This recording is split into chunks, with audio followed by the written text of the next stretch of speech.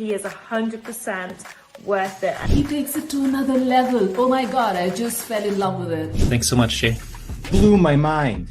And it worked. I wanted to buy my thing. Jay is, I would say, the Yoda of sales calls, man. Just talking to Jay, he was so good at just taking what it is, seeing the opportunity and the value and the real reason we are making it. Talk to Jay because he got it. He can definitely help you out. Talk to Jay. You're going to get a lot. You're going to gain a lot. I would absolutely recommend him for any position that you have. Jay's definitely the guy. Give him the chance, give him the opportunity. You won't regret it. He's good at what he does, so I highly recommend him, and I would book him before he is fully booked out.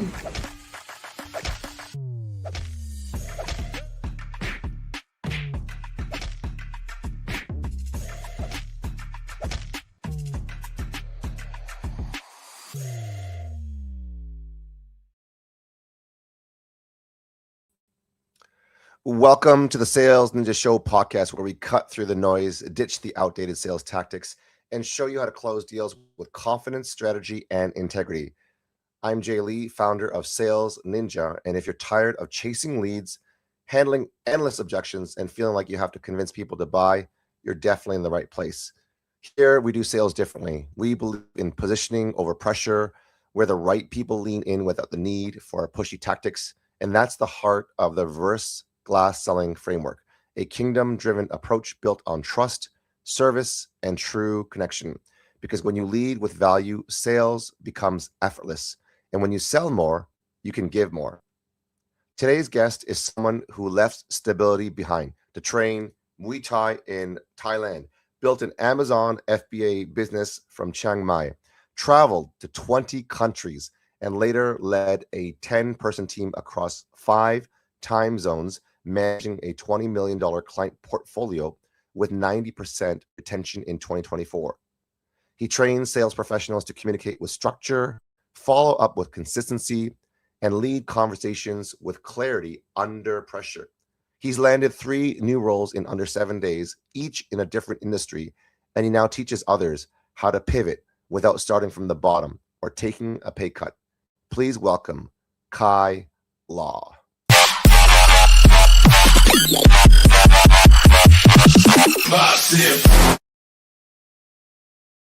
What is up, Kai? How you doing, brother? Good, man. Thank you for the introduction. It was amazing. Cool. Yeah, that's who you are. So you've done some amazing things, and welcome. I know you're calling all the way from Singapore, so we're 12 hours difference. So thank you for taking time out of your busy schedule. No worries. So there's so many interesting things about you that I want to get to start. So in your personal journey as a sales professional, you chose Muay Thai training in Thailand over a typical leave. So why did you go there, and what did you learn there? Okay, so it's a little bit of like Asian trauma, I would say. It always comes. So I started sales out of uni, and I was selling newspaper sales in New Zealand. So I was selling for New Zealand's top newspaper. It was called the New Zealand Herald. And it helped me get by uni. And I saved up a lot of money as a result of that. I became the top salesperson there right up until I graduated. I hit every company record. So most sales in a day, most sales in a week, most sales in a month. And I was so valuable that when I graduated, they were like, you can't quit. And I'm like, well, if I'm going to go full time at something, I have to quit. And they're like, well, we can get your job upstairs. How about you sell advertising in the paper? So when I graduated, I was working 2 jobs in the same company. So I'd do my 9 to 5 upstairs selling the advertising. I was in the real estate section, which was pretty hot at the time. And then as soon as I finished there, I'd come downstairs and start selling the newspapers. So I was doing that for almost 4 years. Yeah, saved up a ton of money. So when I talk about Asian trauma, for me, it's about how do I make enough money to be independent of my parents, right? Yeah. So I think a lot of Asian parents like to, manipulate their kids with money, kind of have that dangling carrot. And for me, I I pursued sales to give myself freedom, right? And So you talk about Asian trauma. So I don't have a lot of Asian podcast guests. So I'm glad that you're here. And you're from Hong Kong, you went to New Zealand, you're in Singapore. I'm born and raised in Toronto, Canada, as a Korean Canadian. So for the rest of the world out there who may or may not know what Asian trauma is, can you describe what that is and maybe share a story? Because I think we need to enlighten people in the audience who may not be aware of what that is. My situation is very unique, right? Because so I moved to New Zealand when I was 1 year old, right, from Hong Kong. Wow. Right. And we were the only Asian family growing up. My family bought a chicken. For real? Yeah, my family bought a chicken farm. Right. So they grew chickens for a living. So yeah, I didn't even know there were so many Asians until I visited like China when I was much older. Right. Because I was like, I felt like we were the minority. Yeah. Because we were the only family. Right. And it was hard for me growing up because I was the only Asian kid at school apart from my brother. And my brother was actually the biggest bully to me. He beat the crap out of me as a kid. So there's trauma. There's trauma from that. He's 5 years older than me, right? So I was like, he'd watch like the WWE, and then he'd practice like one of those moves on me on the bed, and I was like his practice dummy in some ways. So I dealt with like quite a lot of like just straight up bullying, right? So because I was the only Asian kid, right? So it built that resilience in me, and I think that kind of is what helped me during my sales career. I really developed really thick skin, and when people just straight up racist at times, it kind of or they reject you or there's something insulting. I don't take it so personally, just because I've kind of been through tougher stuff in my life, and at the end of the day, it just they're not necessarily rejecting you in sales. They're rejecting the frame, right? What you're bringing, right? So that's kind of how I dealt with a lot of rejection in terms of my sales career, and it's just kind of helped me today have better conversations and more productive conversations. So, and if I heard you correctly, for that Asian trauma, your parents wanted you to make money for what? To give to them, or so that you wouldn't be poor? My parents, they were always like very conservative, right? I'd say the trauma I reference is that the older brother got everything, right? They spoiled him. Yeah. Right? So the younger one, me, I wasn't spoiled. I had to earn everything that I have, right? And like one of the blog posts I wrote a while back was my mum was my first sales mentor, right? And what I mean by that is like anything that I wanted, I'd have to sell to my mum relentlessly, right? I'd really have to make a case, right? I think for my birthday, I really wanted like the new Eminem album. Yeah. So I really made a case for her to forget. I think it was like the Eminem show. It was such a long, like way back in the CD days. Like like I really wanted that. Yeah. And somehow I convinced my mum to buy it, although it was not age appropriate. Like I think I was like 14 or 15 at the time, but she still bought it for me. So I made a case for it. Yeah. But yeah, like I kind of when I was going through it, that's when it was tough. Right? Because I was like, why can't I get anything that I want? Why does everything have to be so much harder? Right? But like as an adult, I appreciate that. It built that work ethic in me. It gave me that chip on the shoulder that just drives me today, right? That need to prove people wrong, right? Because like when your brother is kind of seen as like the golden child, you're that lesser brother who feels like he can't catch up, right? And it was only at a point where I felt like I surpassed him. Then, it just created this. It built me up to what I am. Right. I don't think I would be where I am if it wasn't for that. Wow. Kind of Asian trauma, as I like to define it. So the fact that the Asian trauma we describe as like your mom being your first sales mentor, who made it so difficult for you to get anything, and you had to convince her. For example, for the Eminem CD for your birthday, and your brother bullying you and beating you up. So how much older was your brother, and what was the reason? 5 years. 5 years. That's a lot. So why would he beat you up? Well, if I had to rationalize it, it's just he was bored. Maybe he was dealing with like racism himself, right? Mm. And he needed an outlet for that. Or, you know, he maybe didn't want a younger brother. He was used to having everything. So I don't know, to be honest. But yeah, I think I have a cordial relationship with my brother now. He has 3 children. I have a child of my own. So we're Yeah. adults now, right? There is Yeah. less resentment. Yeah. And I did go through some hypnotherapy Yeah. to kind of help me with that. Right? Wow. So yeah, it was like a 3-hour kind of process. And it was to kind of release that resentment that you know, I was bullied as a kid and I still held that and it didn't serve me. And then the second part was I felt like my mom just kind of allowed it to happen. So there was like some resentment from her that she let me, or she allowed that to kind of happen, right? Her own son, So yeah, and the way I kind of rationalize it now as a parent is just like my mom only knew what she knew.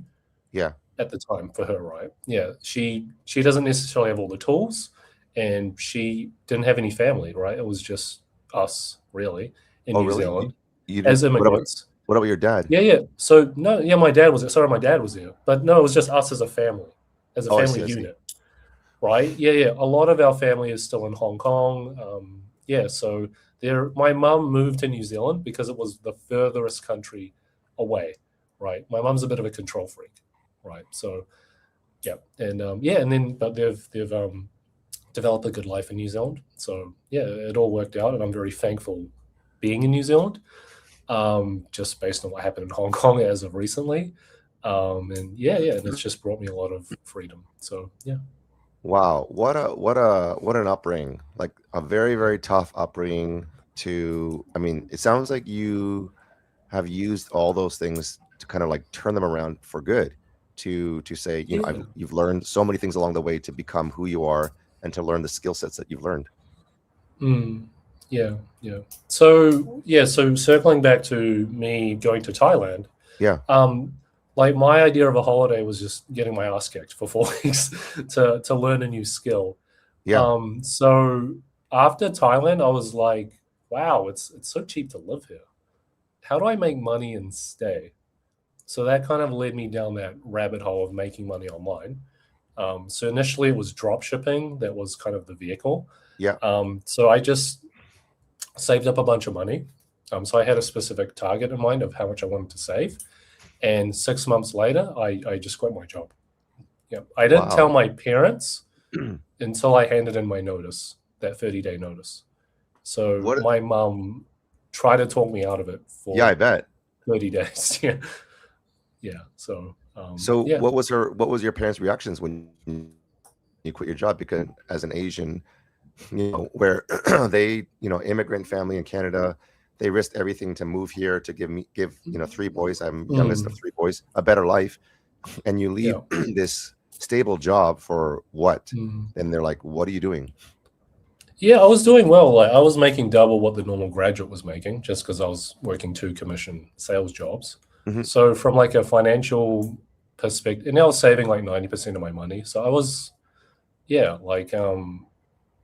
I made a very conscious decision. Like when I was graduating, I'm like, dating is a distraction, right? So I did like I did a version of monk mode. Oh, wow. Right. Where I was just like, I'm going to my job 8 to 8. I'm gonna go to the gym after, rinse and repeat, and then on the weekend I'm just gonna hang out with my friends. No dating whatsoever. Yeah. Wow. Dating is just gonna distract from my path, right? Just to save a bunch of money so then I could like eventually like have options. I think that was the idea of it. So I didn't need to rely on my parents financially. But when I moved to Thailand, it just sparked that curiosity in me of like, I want to try and like start my own business and I want to travel, right? So I think those 2 things that I wanted to, even if I failed, I could always come back to a job. So that was what led me to do that. I wasn't ready to buy a house. I didn't want to start a family. So when I left, I think I was like 24 at the time. Yeah. Wow. So you booked a one-way ticket to Chiang Mai, and I heard you say something like, you know, was it for you to kind of get beat up and kind of learn a new skill, or what was a one-way ticket? to Chiang One-way Mai? ticket was just like you just got to burn the bridges. Yeah. Yeah. You gotta believe that there's a point of no return, right? So I thought I'm just gonna stay out here as long as I want, right? Because I think most people when they go overseas and they do some overseas experience, they kind of run out of money and then they go back home on their hands and knees. Yeah. But for me, I was like, if I can make my own money, I'm not going to touch any of the savings that I made, any of the investments that I made. I'm just going to figure out how to, just be self-sufficient, right? So in Chiang Mai, I was like I'm not going to have fun or do anything until I make money from this. So delayed gratification? Yeah. Because I've just seen it. I've just seen so many people make that mistake where again, in Thailand, because it's so cheap and like expat guys just start getting attention from women and then they just go wild, right? And then they start drinking. So for me, I'm like, no, I want to stay here for the long term, right? So once I picked a vehicle, I just went all in on it. And then the vehicle was Amazon FBA. That at that time, it was like just wildfire. Yeah. So I sold a selfie stick. Yeah. And then I scaled that up to 60K a month. What? Yeah. And then, because my initial goal was I just want to make 1K. 1K, you can live very decently in Thailand, right? But the success kind of led me to just be like, okay, I have permission to just travel now and just go anywhere, right? So that kind of, because you talk about, there was this concept at the time, the 4-hour work week with Tim Ferriss, right? Yeah. I don't think it was literal, but I did take it literal. I was like, this Amazon FBA business, I'm just going to work 4 hours a week on it, right? So I had that reality of like, okay, I'm going to sit on a beach and do nothing. But I was insanely bored after 2 days. And I'm like, I need to pursue other things, right? So because this Amazon thing, it's just a very faceless business. There's no interaction from anyone. It's just like a money hack that just happened to work, right? I wasn't growing as a person, right? So that led me to client work where I was helping other people with their businesses. And then so I had a little consultancy, and then I just started working for other people just so I would have that human interaction growing within a team. So that led me to some other places as well along the journey. Yeah. So I'm amazed that, this Amazon FBA business went, from selling a selfie stick, right, which is like a low ticket item, went from, your goal of 1K a month to 60K a month. How does that work today? Like, is it something that still works? Oh, no. Yeah. Like even because back then the manufacturers never figured out how to market. They just sold directly to like white labelers like myself. Once they figured out, we can make way more margin and undercut everyone. Yeah. And then their marketing teams just became a lot more sophisticated. They started hiring Westerners to live in China and whatnot. I saw that transition when I was there. I did live in Shenzhen for like 3 months when I was there.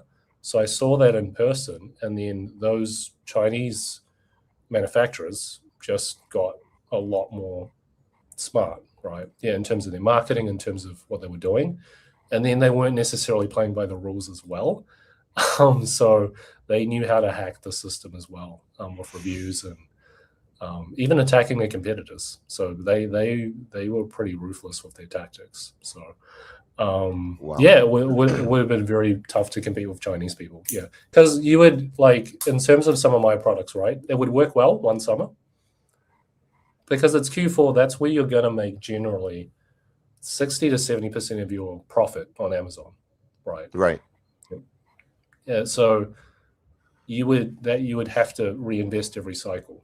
Right. So the selfie stick after the first year, it worked, but then the next year it didn't work so well. Right. So you'd kind of have to take a risk on the inventory in order to kind of clear it out. The last product I had was a bathtub caddy. Yeah. Really? So that was it was a bathtub caddy. Yeah. So it was one of the things that like I never built a proper brand I just picked products that I saw a gap in the market. I was able to innovate that product, and then I would just sell it. But then eventually there'd be bigger companies that would copy me, and yeah. So I was like the first guy that had a dark walnut, like bathed up caddy. Everyone just had the generic natural wood look. I came up with the color. So I was able to charge $20 more. Wow. And then they copied me, and then they undercut me. So, wow. But yeah, it is what it is. Yeah. So when you shifted from Amazon FBA and you're managing, let's say, a $20 million portfolio across 10 countries, which requires a lot of discipline with time zone differences, what systems kept the performance consistent with this kind of performance?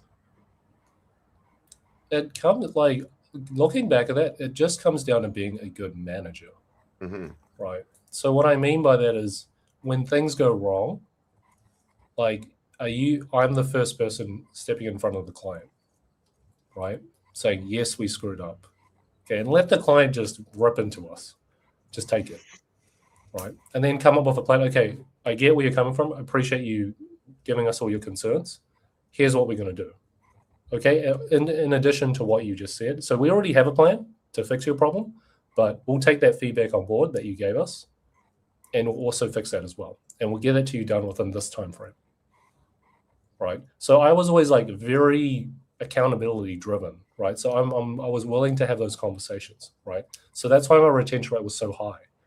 There was just so much trust involved, right? Like if we screwed up, we were always ahead of it. We would get in front of the problem, right? And I think most agency owners don't do that. They're too scared. That's right. Yeah. They just kind of sweep it under the rug and hope the client doesn't find out. But when they do find out and that you didn't tell them and you try to hide it from them, then that's when your retention just tanks. So so some clients I had, they stayed with me for like over almost 5 years for my whole time at that company, right? So I was able to. So I thought that like wasn't that good, but then when you look at the industry rates of like retention, it's like 6 months, 7 months, yeah, on average. So the fact that I've held clients for years. Even some that were just getting bad results, but they just liked me and wanted to keep the relationship, and so that was kind of part of my journey there. And I like what made me a good team leader and why my team worked hard for me and I was able to manage it so well was because I would take those daggers for them, because they would be the ones screwing up, but I'd be the one having that tough conversation. Right. So it's almost like I imagine you like with your Muay Thai training in Chiang Mai, where you're getting like, you're becoming like a punching bag and you're able to take the blows in a similar fashion. If your company and the service delivery screws up, you kind of become that that shield for your team, saying, "I'll take the blow, rip at me, have a go, and I'm ready, I'm prepared for this. I've been beaten my whole life. There's nothing you can throw at me. There's nothing that you can throw at me that's going to hurt me, because I've been trained my whole life for this." So I think that's conditioned me well for my transition into iTicket, right? Because it's really having tough conversations with people, challenging them, right? So it's something that I've just done myself for a long time, and I can just stay in the pocket and just manage that discomfort, right? Well, I would even go, sir. Go ahead. Yeah, like even in my friend group, right? I'm that. There's always that friend, right? That he doesn't tell you what you want to hear. Yeah. He tells you what you need to hear. That's right. So I'm that friend, right? Who's not necessarily everyone's favorite at the time, but the one that ends up being right? And I've had to learn, don't rub it in when you're right. Just be like, oh, okay, well, I said this would happen, but it is what it is, right? So, see, what you just said there was gold, because we're very similar, because like I'm that friend like you, where I'm not gonna like tell you what you want to hear, but I'm gonna tell you what you need to hear, because I love you and I care for you and I want the best for you. The delivery does matter, because a lot of times family and friends misunderstand us, right?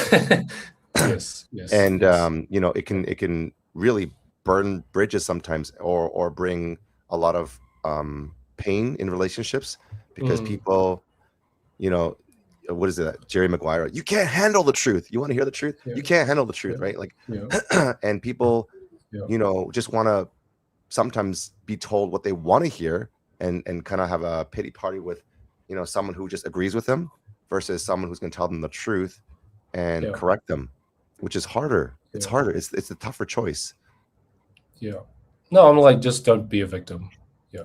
You need to be So, accountable for your own actions. Yeah. so have you You heard the need term CSM? I think, what is it called? Customer service or client success? success manager. Client Yeah. success manager. So Yeah. I'm not really sure if that is like about what you were doing with like client retention, client success. I feel like, based on the description that you were saying with the retention rate, people staying with you for 5 years versus 6 months, that you would be like the ultimate CSM, no? Yeah, yeah, yeah. So like account manager, CSM, those are pretty interchangeable kind of corporate kind of terms. When I first started at the company, yeah, I was like the top client success manager. And then I transitioned into sales. So I had 3 client success managers under me, and then a Mm. team of like assistants, designers. Yeah, under them. So yeah. So that's But a yeah, I that's a think superpower. yeah, I think that too. And then like one thing that really helped in terms of productivity and management was I made it a point, because we're all remote, right? I never saw my team members in person at all, right? So I needed to bring them together, right? So I would host these monthly games nights, right? We would play. Would play. I would host. Essentially, I was like a game show host for them, Okay. right? And part of it was I would have a sharing session, right? So it's like, what's everyone's favorite Christmas memory? So I would ask everyone ahead of time what it was, Mhm. and then I'd put together a slide deck. And I'm like, okay, we're gonna do a show and tell every every month, so everyone gets to learn something new about each other, Mm. right? And then we'd play games. I would put up my own money for prizes. Yep. Part of why I didn't like my boss was he didn't invest in his people enough, right? Yeah. So I felt like, okay, if I put in a little bit of money for them, they were going to work harder for me, right? And because of Mm. those bonds that they had with each other, they then communicated together. So then I didn't have to coordinate. So it actually alleviated a ton of my work. I got my time back as a result of that. So yeah, everyone had a strong relationship with me. They would, anytime there was an issue, they wouldn't be afraid to tell me. Yeah, as a result of that. Wow, that is absolute gold. Yeah. Mm-hmm. So now I get the numbers with the client retention. How did you, well, when you're leading across 5 time zones, I know we're 12 hours difference, that adds complexities, that adds layers. How do you keep communication structured and clear? Whether it's a software stack, are you guys using Slack? Are you guys using WhatsApp? And how do you do like team meetings? And how do you guys meet? How do you guys meet and communicate? Yeah, so we would meet on a need basis, right? A lot of the support team was in the Philippines, so it's the same time zone as me. We would use Trello to kind of keep track of like project management tasks and whatnot. I would have a weekly meeting with my team, right? And then they would fill out like an accountability, like a written report every week that I would review, just to make sure they're on track, right? So those are some of the systems that we had in place. We would have a monthly client success manager meeting where I'd talk to them more specifically, just to make sure that everyone was on track and everyone was providing best practices, and then we'd meet the clients every month as well. And so that was kind of the structure of it. And yeah, the beauty of it was like, I think in terms of the delivery, it was fine because we were always kind of ahead of the client time zone wise. Most of our clients were in North America. So by the time they had a request, we would be able to do it the next morning. Yeah. Wow. So, oh, I see. I get the advantage of the time. So You said Trello for project management. I know it's a weekly accountability report, monthly client success manager meeting. How did you communicate, Lo, in chat? Like what software, what social? So I would encourage everyone to use a lot of Loom, right? Just so I don't have to jump on meetings left and right. So I became very good at Loom videos, like SOPs.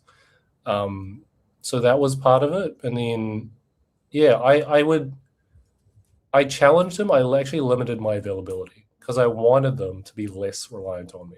Right. So I'm only going to be available to chat during these hours. So essentially it's kind of like, these are my office hours. So only come to me at this time. Okay. If you have a problem, right, your gut instinct before was, I need to come and ask for Kai immediately for the answer. Whereas now you sit on the problem, try and figure it out on your own. Okay, you can't figure it out on your own. Find another team member to help you with it.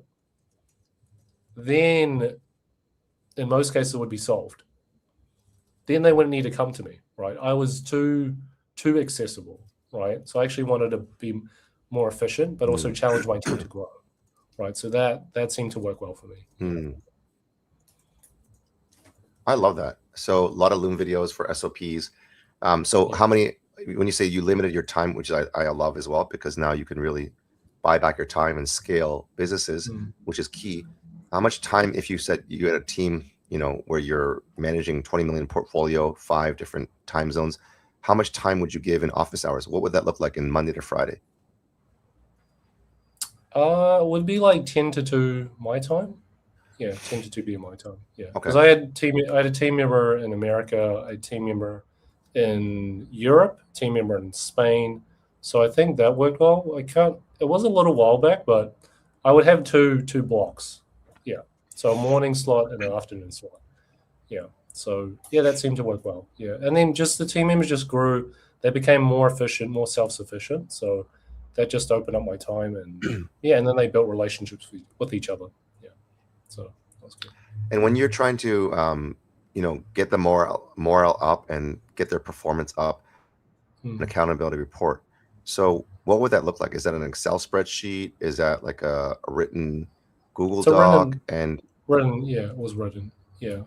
So it was just like, okay, what did you get done this week? What did you get done last week? And then like, okay, what did you fall short on? Right. And it's just really that simple, right? Yeah, in that sense. Right. And just keeping them accountable. And I was like, okay, well, why did you fall behind this week on this? Okay. The numbers aren't looking right here. So it would just be the source of truth where I could just then dissect it with them, right? Keep them accountable there, right? So you would do that on a constant cycle every week, and that would help. And then through that, I would monitor the performance of the account, and then try and get ahead of problems when they happen, and then get ahead, talk to the client early, like this is happening, this is slowing down. Here's what we're planning to do about it, right? But there would be, there's always freak accidents and mistakes that happen, because Amazon, the challenge with Amazon is just constantly changing.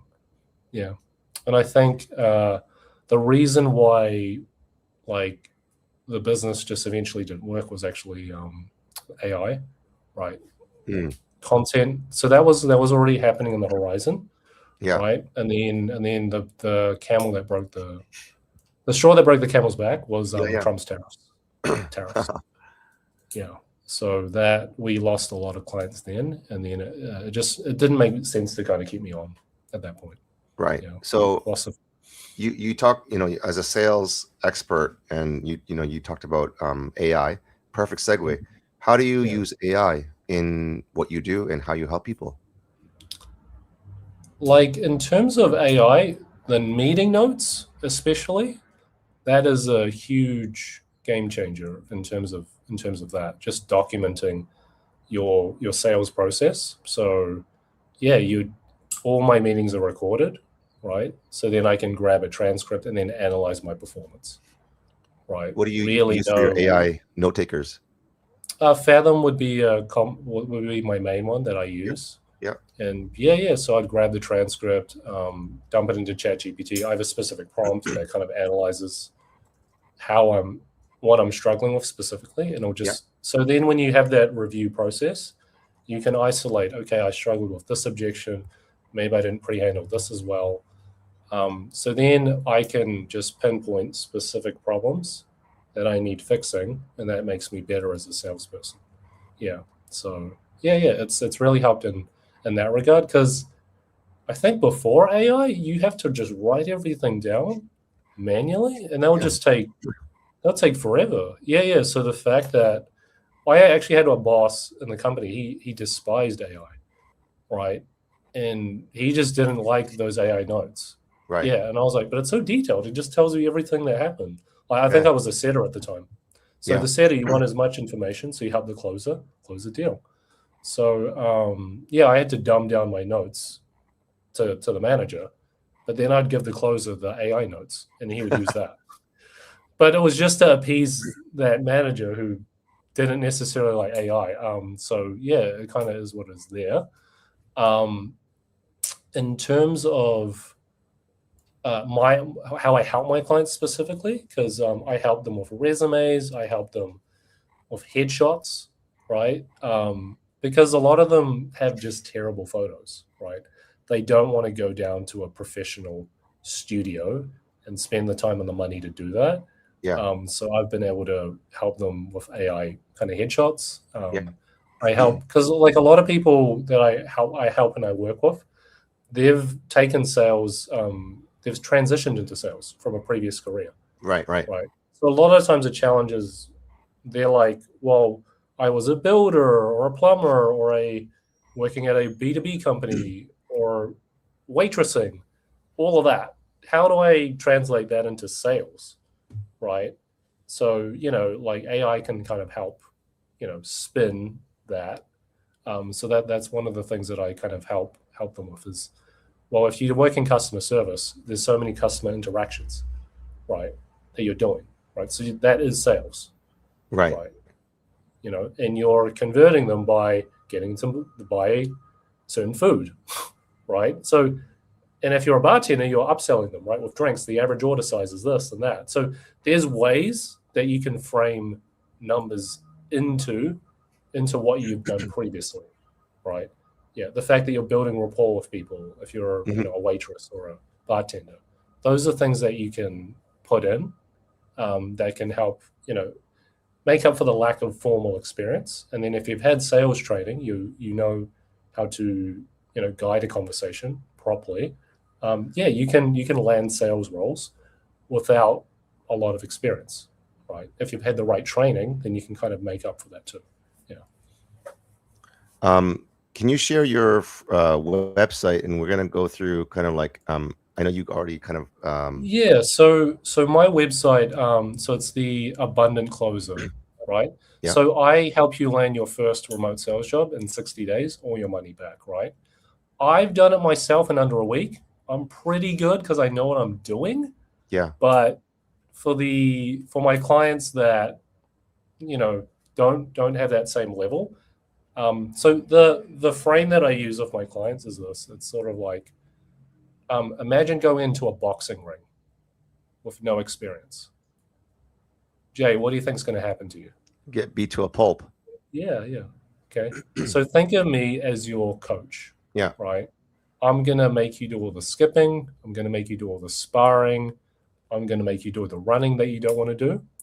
So that when you do jump in the ring, right, let's say it's a job interview, I'm going to put you in the best possible position to get that job, right? Because we're going to put in the work, right, through the resume, through the Loom videos, through the interview prep, through rewriting your profiles on LinkedIn and Facebook to make sure it's really dialed in. And then, and then I'm going to put you on that best path to land that role, right? Give you that utmost confidence. And then from there, once you learn my system and process, as you level up in your sales career, you're going to be able to land better and better roles. So it just pays for itself, right? So it's a one-time investment, but from there, I'll teach you to fish for the rest of your career. So that's why it's so powerful.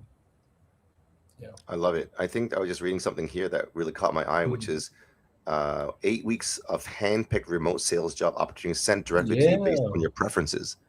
Yeah. Because that's part of, I need that foundation, right? I need to know what you're good at. Yeah. Right. And then I can match roles to you. What I actually, my service has actually evolved a little bit from here. Yeah. It's because I've realized, okay, they've landed the role, but do they know how to keep the role? Wow. Right. So during your first week of your new job, I will then give you a game plan. Yeah.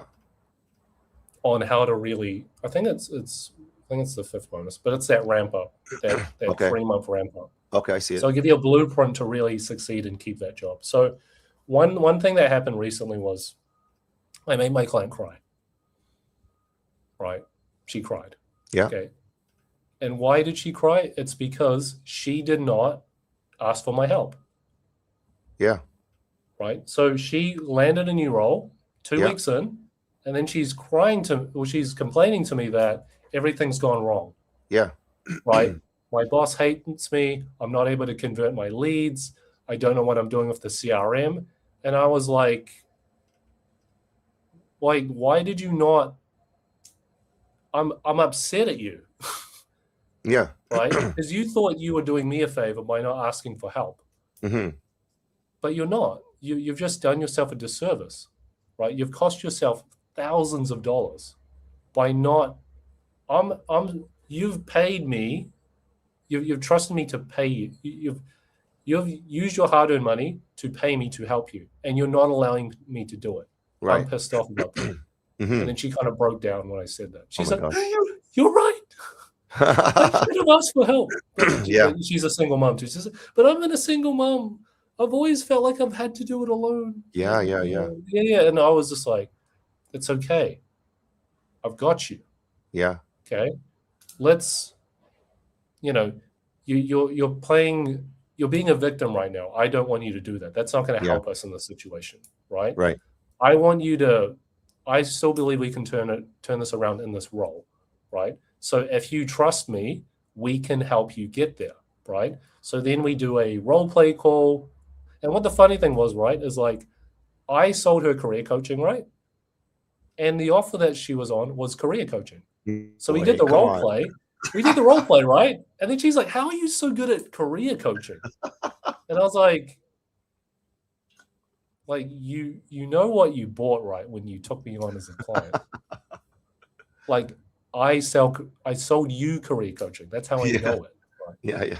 And she's like, "Oh my God." I'm like, I was like, "Am I being trolled right now? Is this?"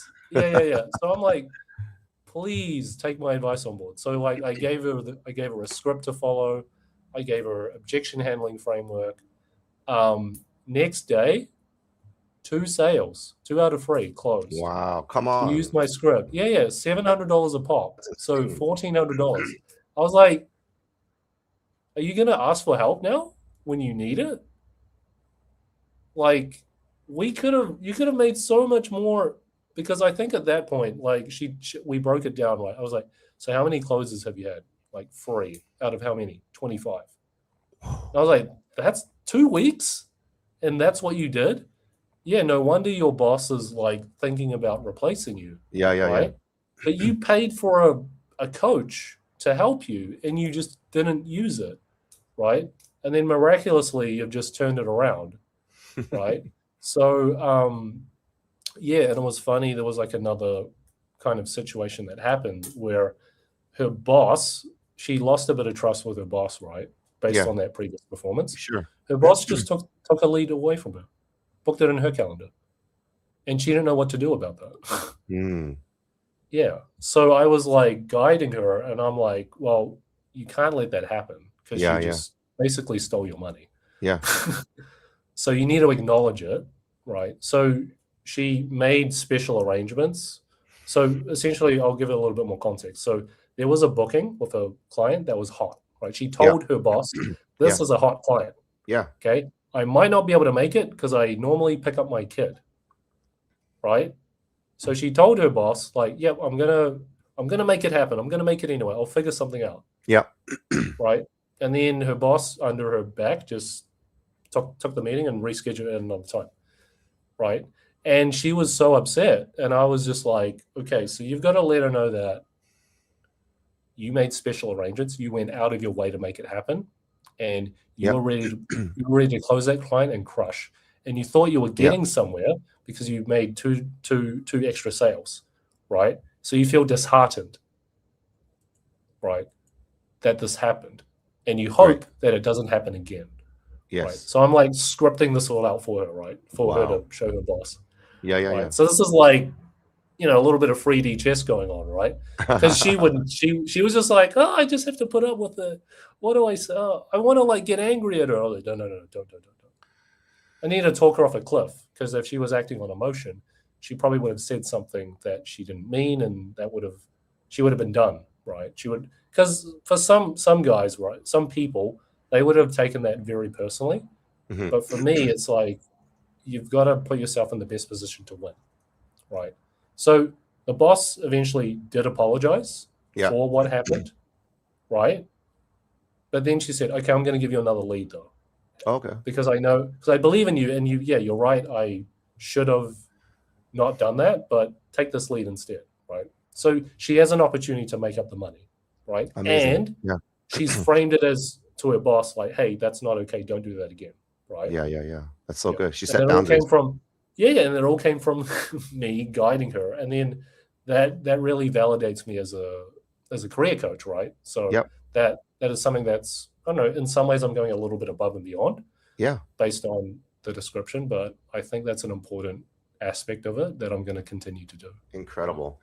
Well, that wraps up our time, because I know we are at the top of the hour, and I want to thank you, Kai, for all the nuggets. I mean, I took so many incredible notes of things that are going to be helpful to help grow, scale, lead teams, manage, expectations, your follow up with, how you manage the team and how you don't give all your time is pretty incredible. And there's so many other things I would love to do on a part 2, if you're open, to continue with your, training, your Muay Thai, the disciplines that you learned, and some of the things about, with some sales, even skills. I want to thank you so much. And I want to just ask one question that I ask all of my guests is, my whole motto as a immigrant and someone who is a pastor struggling financially is, I want to help 1 million people break the cycle of financial poverty by helping them to sell more to give more. And you're a sales expert. What does it mean for you to sell more to give more? Sell more to give more. Yeah, it's sort of like, I feel like a lot of people are just victims these days, right? So I feel like if I spend less energy on that negativity, on people playing the victim, right? And then I use that energy to help other people who may not see a lot of themselves, them to grow as leaders, right? So if they are able to make more money, I'm able to make more money, I can make more of an impact, right? If I focus a lot of my energy on people that are a bit downtrodden, they don't believe in themselves, it kind of puts me in a negative cycle too, right? So I do want to help those that are less fortunate, right? But in a way, I want to give them something. So I do have a lot of free resources, and I do take the time when I reach out to people to leave them better than in each conversation, right? So I'm like, okay, I can't help you with my service because it's very hands-on, but here's a resource, right? Here are some lean videos. Right? So if they take that small step, then they can kind of go along that path. Awesome. Well, that's a wrap, guys. And thank you guys for tuning into the Sales Ninja Show podcast. Now go apply what you learn from Kai Law to your next sales conversation and practice leading with clarity, calm, and service. If you're ready to master faith-driven sales psychology and close high-ticket deals with integrity, you can head over to gosalesninja.com and join the free training. We are here to help you sell with confidence and serve from a place of purpose. Remember, your work is stewardship. Keep your eyes on God. Stay faithful in the small steps. And we'll see you in the next episode, and looking for a part 2 from Kai, because that was incredible. So we can help you to sell more, to give more. Thanks again, Kai, for your time. Appreciate you. And until the next time we meet, have a great day. Take care, everyone.